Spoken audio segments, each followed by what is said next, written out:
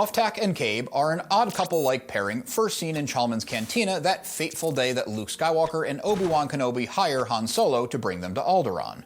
This transmission is going to look at Canon and Legends to see what the real deal is behind this unlikely duo. Muftak is a massive male Talz, standing nearly 7 feet tall. His snow-white fur and 4 eyes stand out in crowds as bizarrely diverse as the one in the Cantina. He's originally from Orto Plutonia, a desolate ice planet far in the Outer Rim that doesn't seem to offer anything to the wider galaxy. His species largely feeds on liquids, hence the elongated mouth protruding from his face, poking through his white fur. Hailing from an ice planet and being well insulated for that environment made his stay on Tatooine unbearable. He hunkered down in the Cantina primarily as a place to stay away from the twin suns. Despite the discomfort, Muftak had actually spent the majority of his life on Tatooine and only has faint memories of others of his species. The other inhabitants of Mos Eisley were so unfamiliar with the Talz, they all assumed that Muftak was the name of his species, not his individual name. To look at him, especially hanging out in such a seedy, rough establishment, you'd assume that he's a brute. Quite the opposite. He was incredibly intelligent and contemplative. His work as a small-time criminal give him plenty of numbers, odds, and plans to obsess over, scrutinizing every last detail. To talk to him, you'd get a fatalistic conversation and the sense that this massive creature was bearing the weight of the galaxy on his shoulders. He's constantly depressed because he was constantly broke. He could use his strength to work security or as hired muscle for many of the sketchy patrons of Chalmun's, but he didn't care for violence. He only used his physical stature to protect his best friend, a tiny Chadra-fan called Kabe. Kabe is a female Chadra-fan, a small bat-like species from the planet Chad. Chad is another Outer Rim planet. It contained more life than Orto Plutonia, but once again did not seem to offer anything of merit on a galactic scale. Being just over 3 feet tall, she'd be considered short by most metrics. That is, greatly amplified when she's with her buddy, Muftak. Chadra-fans are known for their enthusiastic curiosity on just about any topic. Her hard life in the underbelly of the galaxy made her more skittish than curious. She uses her size and speed to pickpocket drunks and travelers, scraping up a meager living. Chadra-fans have exceptional hearing compared to most humans and most humanoid species. She could eavesdrop on the shady deals and rumors of the place. She could even hear a coin purse that might have more weight than usual, signaling prime targets. Sadly, spending so much time in a cantina, Kabe developed a bad drinking habit. Her naturally fast metabolism couldn't keep up with her sugary alcoholic intake, jury juice being a personal favorite, and Muftak had to carry her home on more than one occasion. Star Wars is full of found family groups. Due to various circumstances, Muftak and Kabe both ended up as orphans in Mos Eisley. All I could find on Muftak is that he was abandoned there at a very young age. The common theory is that a slaver was trading in Talz for their strength and left the smallest behind. As he grew up, he felt empty, not knowing anything about his home planet, species, or culture. He didn't even know what species he was for a while. Sources confirm that Kabe was taken by slavers, Trandoshan. On a stopover in Mos Eisley, Tatooine being fairly lawless, they ditched the tiny creature in an alley to not have to look after something that wouldn't fetch a high price at market. Muftak came across Kabe, terrified and alone.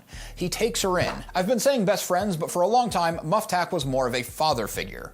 Muftak wasn't that much older than Kabe, but he learned quickly living on the streets. If you're getting value or entertainment out of any of my transmissions, it would mean a lot if you would join the Remnant and subscribe. He taught her how to steal food, hide throughout the city, pick pockets, and escape when trouble came along. Kabe's companionship and kind heart filled the massive empty void in Muftak, making their bond tight. Muftak did his best to look the other way with Kabe's alcoholism, and Kabe always feared when Muftak learned where he was from that he would leave her. The two lived their lives, day to day, getting enough to survive, but they never got ahead. They found abandoned maintenance tunnels under Docking Bay 83 that they could call home, though it was far from homey. They made a friend, though some credits did have to pass hands regularly, in Akmina, who worked the night shift at the cantina. They would give her a small cut of their stealing, and she would keep a portion to kick up to Chalmun, the Wookiee owner of the cantina. In exchange for the kickbacks, Chalmun and Akmina would protect the pair from locals or Imperials who asked too many questions. Muftak was a bit large for the pickpocket game, not to mention noticeable, so he started serving as a middleman for spice runners, a literal drug dealer. He'd get supplies of glitterstim or real spice and sell them in the cantina. His most common client was the mad Dr. Cornelius Evazan. Much of the spice before that fateful day in BBY-0 was smuggled to the planet by Han Solo on behalf of Jabba the Hutt. Kabe was the pickpocket of the duo. Her small size, quick reflexes, and disarming look that most other species found to be cute made it relatively easy. She was also half drunk all the time, so no one really paid much attention to her. She would push Muftak into helping her plan bigger heists, trying to get them out of poverty. They'd hit the occasional bigger target, but nothing massive. A handful of times, they went after Imperial outposts, but the results were never quite what they wanted. The big score Kabe did want, that Muftak resisted for years, was hitting a base of Jabba's right in Mos Eisley. Kabe knew it was full of riches, and Muftak knew that defying Jabba was basically suicide. Being regulars at Chalmun's, the two did develop a slightly wider friend circle. They would spend time with Mayo, an Abyssin thug, Joss Purr, a Sakian bounty hunter, and Lirin Karn, a Bith musician of Figure and Dan in the modal nodes. The motley crew would plan minor jobs, play sabacc, and drink. Despite being depressed that he was broke all the time, Muftak would always gamble on sabacc, and he would always lose. The five of them were lifelong losers. They found each other as the low men on the totem pole in the cantina's hierarchy, and that is saying something. I don't say this to insult them, but to set up what is known as the Kloo Horn Cantina Caper. The fateful day that would bring an old Jedi, a future Jedi, and a pair of smugglers together on a mission that would literally save the galaxy. Muftak and Kabe were concerned about their money problems. They were more broke than usual. They were behind in their kickback money to Ackmena and Chalmun. Muftak, drunk, lost most of the few credits that they did have in the crew's usual sabacc game. In that same game, Mayo had won a Kloo horn from Lirin Karn, which is a fairly valuable instrument. Despite calling these three friends, Muftak is desperate and steals the horn from Mayo when he passes out drunk. The horn is actually more valuable than Muftak could have known. It was used by Karn's father, Lirin Davi, a famous musician across the galaxy. Mayo is furious and hires Purr to track down the horn and the thief. When Muftak passes out drunk, Kabe takes the horn and sells it to a local junk dealer to clear their debts. When Muftak sobered, he realized that their debts were paid. That was good, but Mayo figured it out and was furious. That was bad. He went to Chalmun's to try and fix everything. He knew that Solo was going to be there, and he was supposed to have a package of spice from Jabba for Muftak to sell. Evazan was going to be there, who he could sell the spice to. That money would buy back the horn to return to Mayo and ideally make everything okay. More bad luck for Muftak. The spice that he was supposed to get is the very spice that we hear Han Solo say that he had to jettison to avoid being arrested. Now, Muftak had nothing. Evazan was after him for the drugs, Mayo and Karn wanted the horn, and Purr wanted to get paid for figuring out that Muftak was the one who took the thing in the first place. No one was happy with the situation. Purr, the only one of any real means, put forward a bet. Greedo was confronting Han Solo on behalf of Jabba. He, Purr, was convinced that Greedo would gun the smuggler down and drag the corpse to Jabba for the reward. The bet was that if Solo survived this encounter with Greedo, Purr would buy the horn back for Karn and wipe out Muftak's debts. That would fix most of Muftak's problems, all except for the spice-addicted doctor. He went to explain the situation to the deranged doctor and asked Chewie to come as backup. I guess one 7-foot-tall, muscle-bound, fur-covered creature wasn't enough. Before they could talk to him, his pal Ponda Baba picked a fight with a farm kid and an old man. That fight did not go how any onlookers thought it would. The old man pulled out a long-forgotten weapon and sliced Baba's arm off. He and Evazan had to flee. That took care of the problem, at least for now. When that ruckus dies down, a shot rings out from the other side of the cantina. Solo had just killed Greedo. Purr stayed true to his word, and Muftak's problems were solved, at least for the day. Hopefully, that all made enough sense to follow.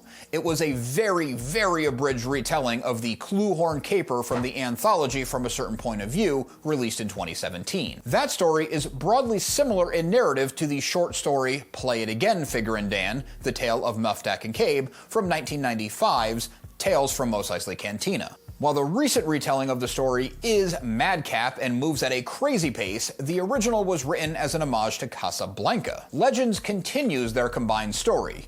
Right after fate cleared their slate, Kabe convinces Muftak to tempt fate once again by finally going after Jabba the Hutt. They wait for nightfall and break into Jabba's building in the city. Kabe removes Jabba's servant droid's restraining bolt. The droid, K-8LR, leads them to Jabba's vault where they loot priceless art and jewels. On the way out, they find a rebel operative being tortured by one of Jabba's minions.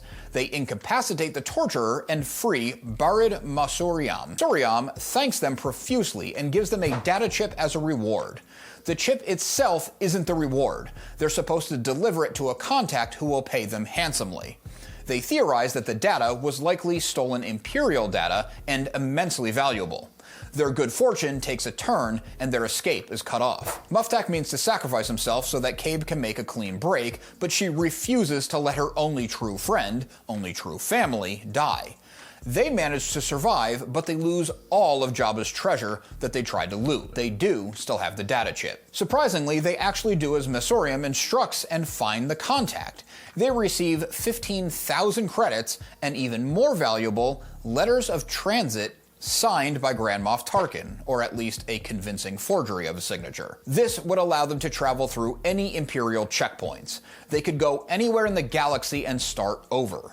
Muftak gets to live out his lifelong dream. He goes home. And yes, he brings Kabe along with him. In Legends, the Tal's home planet is Alzok 3, but the description is more or less the same as Orto Plutonia from Canon. After meeting and learning about his people, the pair then venture onto Chad so that Kabe can reconnect with her people as well. Their story fades out of galactic note here, the two having come full circle. What do you think of this pair from the Mos Eisley Cantina? Did they return to their old ways? Drop a comment and check out this video next for the full story of Figure and Dan and the modal nodes, that is, the Cantina Band.